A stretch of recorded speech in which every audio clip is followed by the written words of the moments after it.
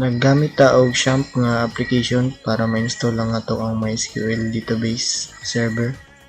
And then apil na pod ang ato ang phpMyAdmin, which is siya ang nagamanage ito ang mga database sa ato ang MySQL nga server. Sa ato ang sa ato ang phpMyAdmin natay version nga ginagamit karon nga 5.2.1, and then sa ato ang database is MariaDB server, and then ato ang user is root or localhost. Kung nagamit mo og workbench para mag-run sa ato ang file, natay mga configuration sa ato ang server. Diri sa ato ang server index.js natay i-configure diri once nga workbench imong gigamit or other nga MySQL database nga control panel. Since ako ang gigamit is XAMPP, ang default nga XAMPP wala siya password. So possible kung workbench imong ginagamit, ang default sa workbench is na siya password. Kung na kay mga configuration sa inyong mga users, sa inyong host, diri lang nimo siya i-configure. And then sa to ang index.js, nag-install ta og npm install ta og Express course, which is cross coordinate para sa toong navigation, and then Multer para sa toong file upload, and then fs is para sa toong files navigation para sa toong pagkuan sa Multer. And then diri sa toong sa toong server, natay kuan diri agyapon, natay Readmetics, which is napod diri ang ato ang guide sa siya pag-run. So then diri sa client na diri ang ato ang React application. So sa atong React application natay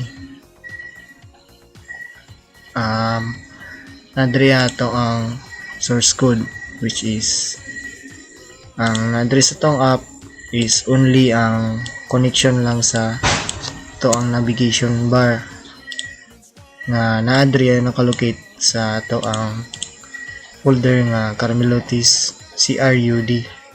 Diri sa tong nav nag-import ta og React Router DOM, which is ato ang gi-install. Ang link route and routes is gigamit nato siya para diri sa ato ang navigation. Ang ato ang navigation diri sa nav.js na ay upat ka link or upat ka route, and then kani sila magamit na sila diri sa atong application sa pag-navigate sa mga buttons, back, sa view, sa edit, magamit na mo purpose niya. Gibali once nga ato ta diri sa kibali home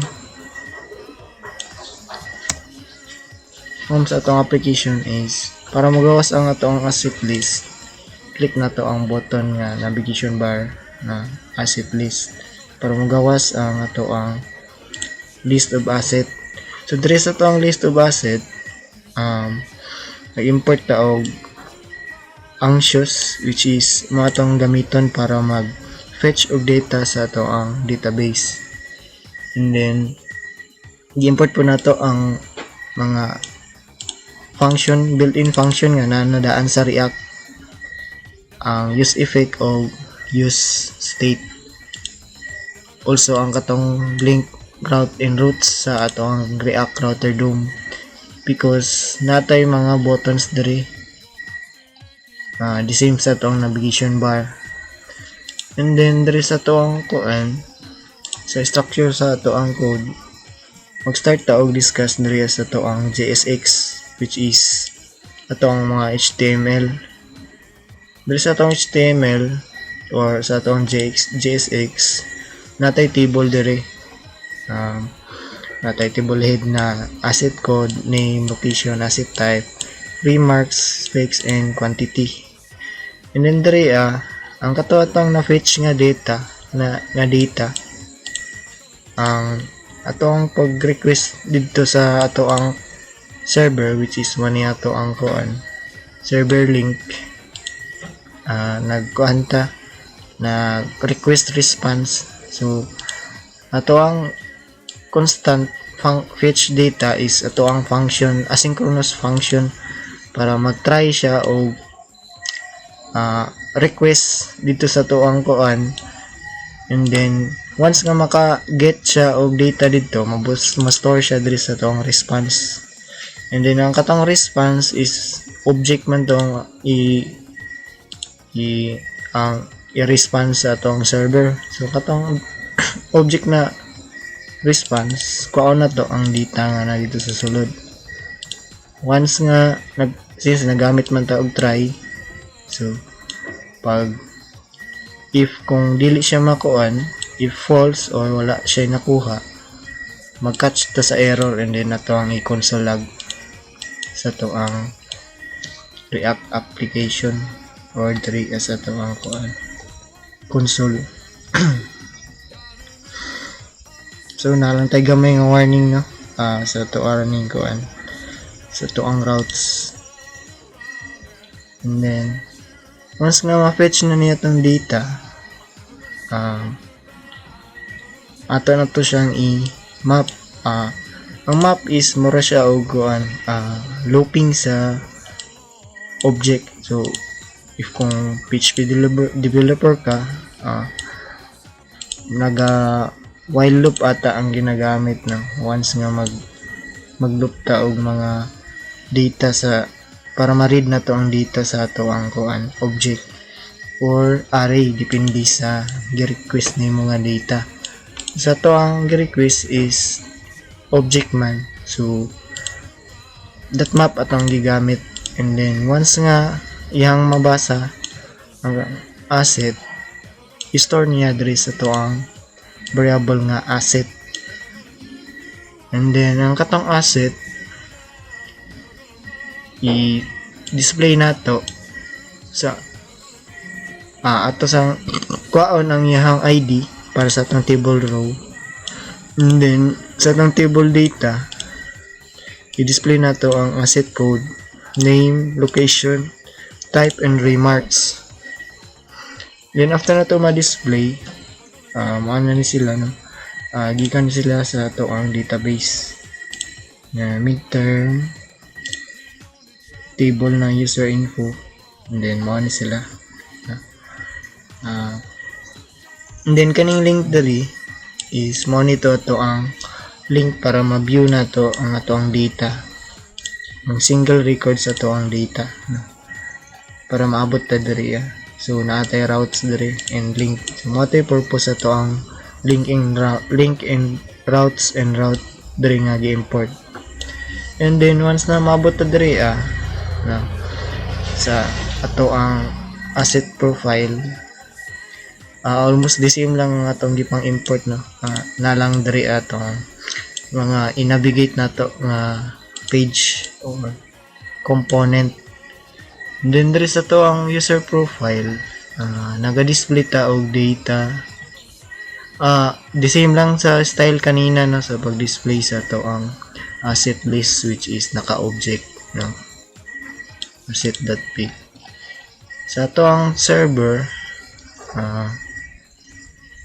anxious gyapon ta no, diri anxious anxious.get. So mo ni ato ang link, to ang tuod sa to ang pagkuan sa asset list, nagasend ta og parameter para ma-identify na to kung kinsa na data nga atong i-display. So singular record ra man atong i-display. Once ka maklik na to ang view button, mabuto diri sa to ang asset profile. So diri sa to asset profile,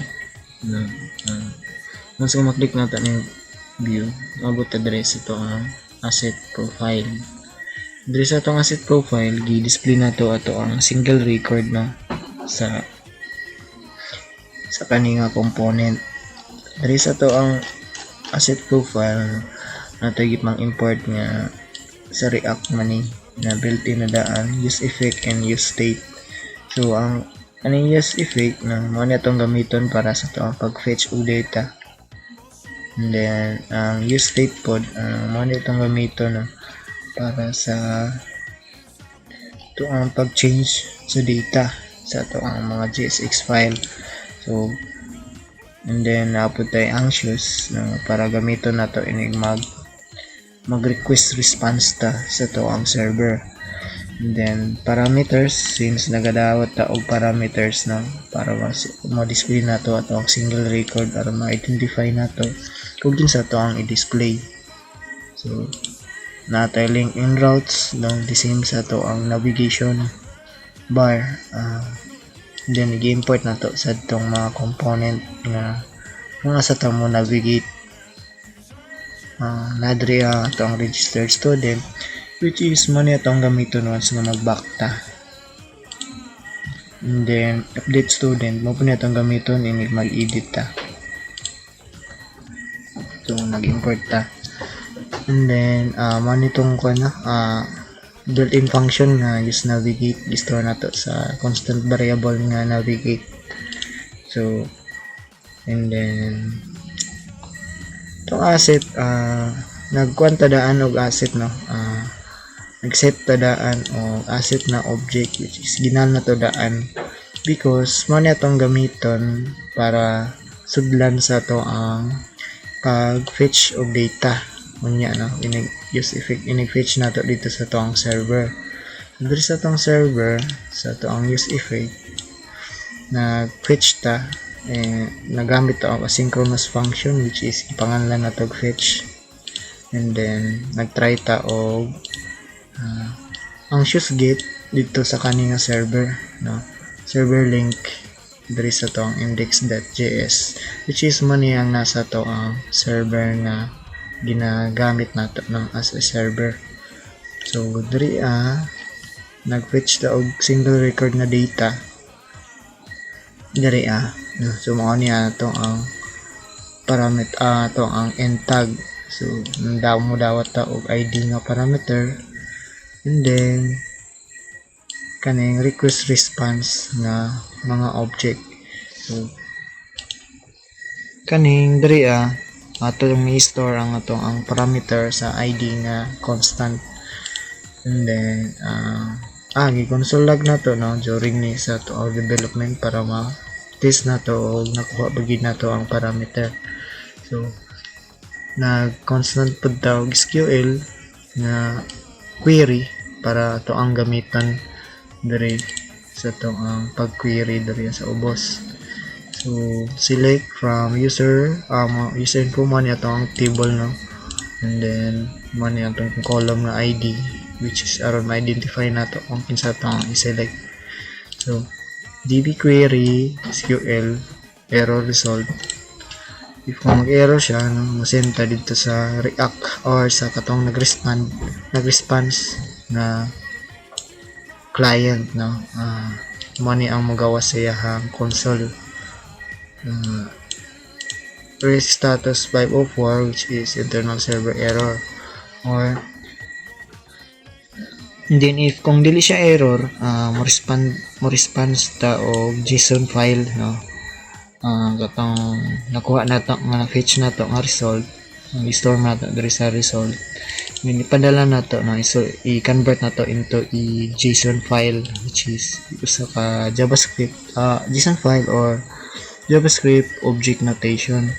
So mo niya atong response sa client o mag-request siya sa atong server. So rin no, once nga makuha na nato ang single record nato nga data,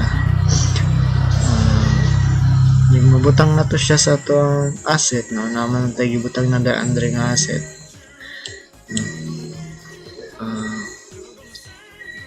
Man siya no. So butang na to. Pag wala pa ang nabutangan ang asset, natay loading nga magawas, no.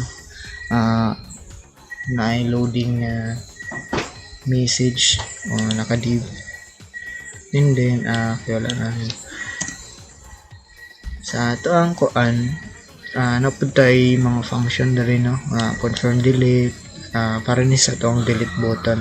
So diri na to sa to ang kuan, sa to ang JSX file or ang atong HTML.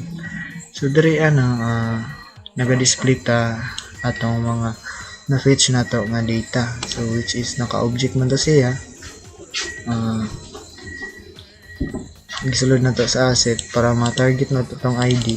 So nag.id ta para ma-display na to tong asset code.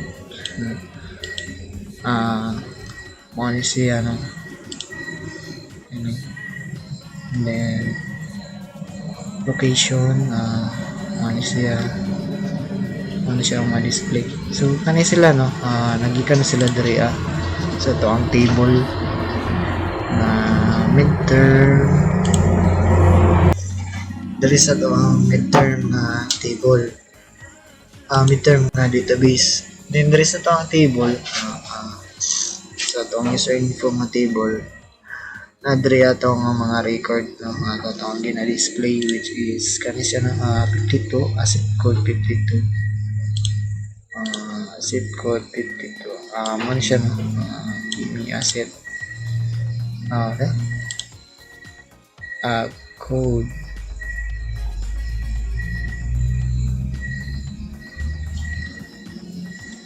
Nasa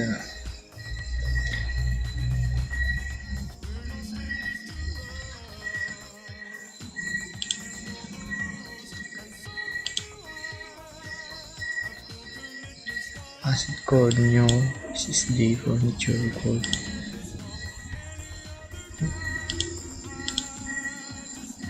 Mo ni sila, no. SSD tama dahil asset code. So ako lang gi-display kanina, no, is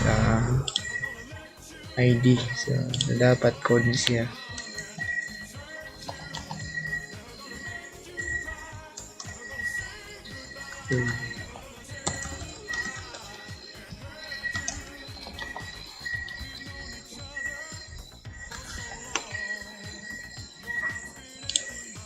So maato siya na kini na ni gawas ato ang asset code. So diri sa atong asset code, diri sa atong asset profile, natay delete button, which is naka on click function, pangalan kay confirm delete, and then modawat siya og parameter na ID. So nato siya diri ang function mo ni. So modawat siya og ID, and then na mo gawas nga window.confirm if kung imo i-click ang delete. So ginani ang mahitabo, no, nasa message nga mo gawas sa taas. So once nga imo siyang okay, so mo navigate siya balik diri, and then wala na to ang asset code nga kimi diri. Mas nga ang nahitabo ato nga nawala siya. So maning diri ang nahitabo. So once nga ma-confirm siya, kuan ta na anxious delete ta sa kaning server link, kaning link. So abot ta diri sa to ang delete, which is delete. So it is money siya na delete, update delete, schedule delete, daw ta og ID. So ang katong parameter nga ID store nato diri sa constant na ID. So nag-set up pud ta og constant pud na SQL, no, para sa to sa to ang query, sa to DB query. So kanino DB mao nitong kuan kanina, ito naka-set up nga database na mga host user profile database na mga totoong connection. So balik ta diri sa taong delete. Ito na delete. Ano?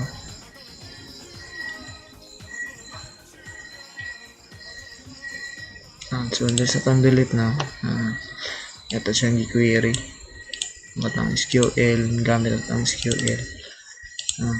And then nag-try if kung error and result, kung error mo niya ang console log siya sa katong nag-request sa to nga client. So magawas to siya diri once nga mag-error kung mag-delete siya. Kaso naka-navigate man siya, so automatic siya nga dili makita og abot siya diretso. So di na to siya makita gyapon ang ato ang gi-console log once nga mag-error. Ay naon makita dahil ni siya tuod kay di man siya mo navigate kung dili siya mag-error. So and then sa to ang edit pod kani nga edit button, once nga i-click na to ni diri sa to ang asset profile, kani edit nga button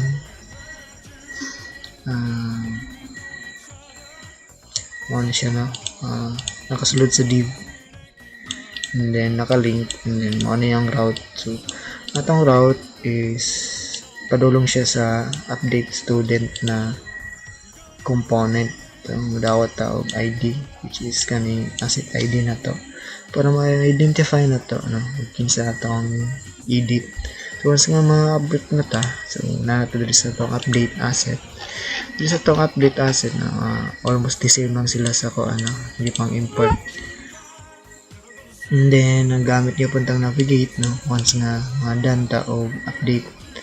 And then itong parameter i-store na to siya sa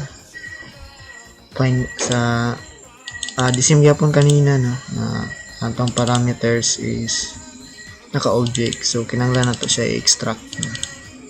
Yun na to pag-extract ng katong ID para makuha na to tong final ID sa sulod.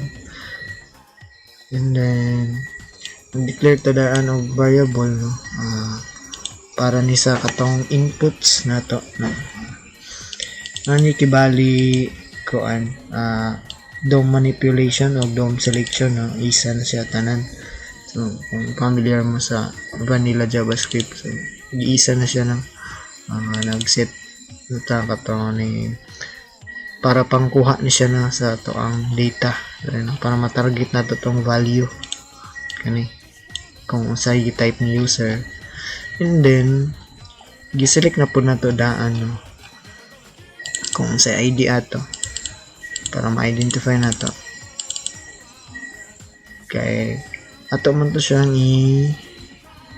mag-change to siya base sa ato ang gi-fetch nga data tong single record so ato to siyang i-listen once nga unsay current nga data na atong makuha dito sa server. Once nga makuha na nato ato siyang ibutang i-set nato siya. So man ni mahitabo once nga siya ay data daan nga naka-feed mabutang sa to ang input. So wala dire nga butangan na card house 2311 profile so once nga successful na siya nanan guard house so once nga makuha na siya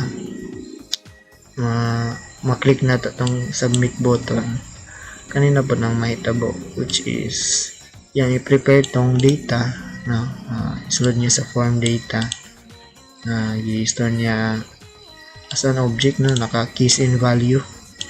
Ibali mo ng keys and mo ng value, keys in value.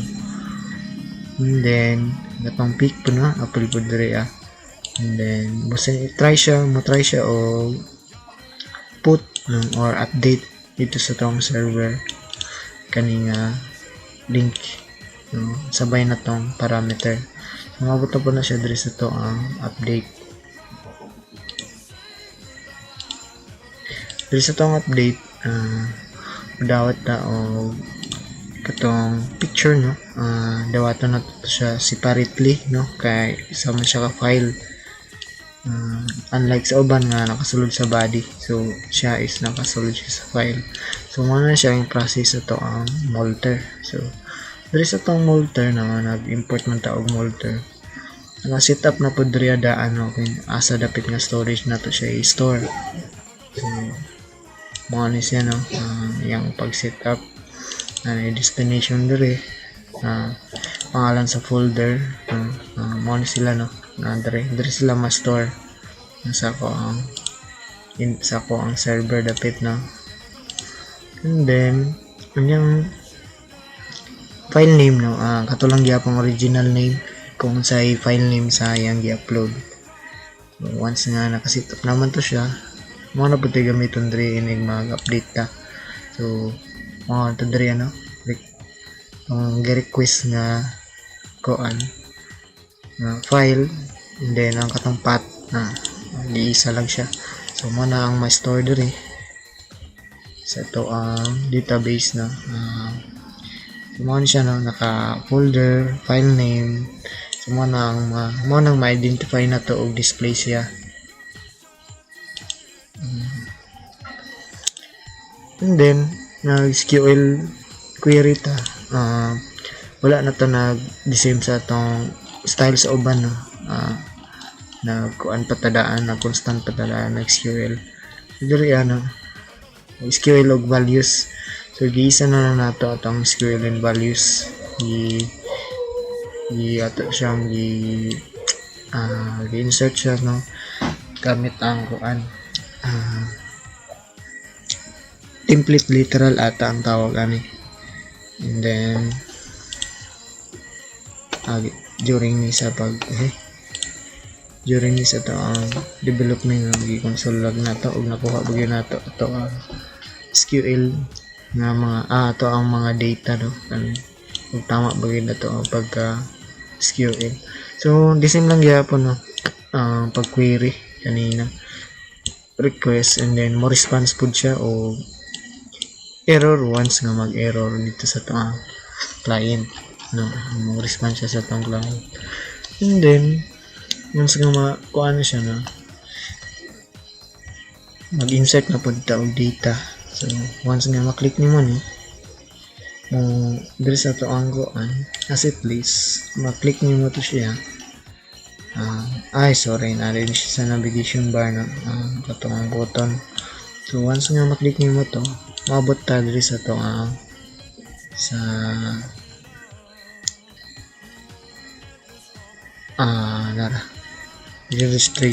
registration page, which is ato ang registration asset. So diri ta maabot diri sa tang registration asset na diri ta mag-add og data, diri ta mag-add og asset.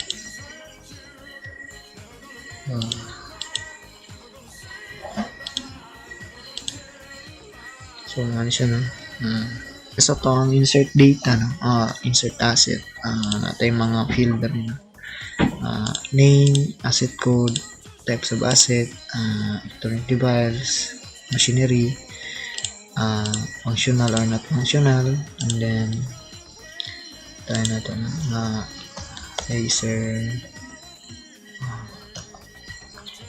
user aspire no, bawa no mo niya ang asset, and then natay code na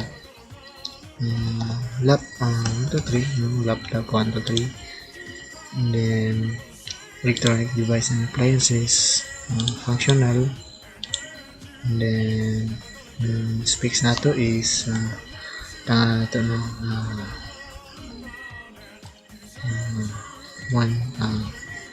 4 GB RAM, and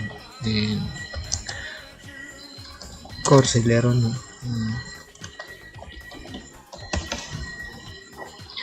and then asa siya na locate nga asset ang butang nato sa kuan BIS IT faculty, building Leonan is building na floor 1 BIS IT faculty room. So halimbawa no, mo na to ang location na example, then halimbawa doon sila kabo quantity, then pwede ta mag-upload ng picture, Diri sa tong picture no, huwag natin laptop diri nga so unsa na lang, and then submit na to. So once nga maklik na to ang submit na, mahitabo niya is almost the same lang gyapon sa ko ano sa update, pero wala na to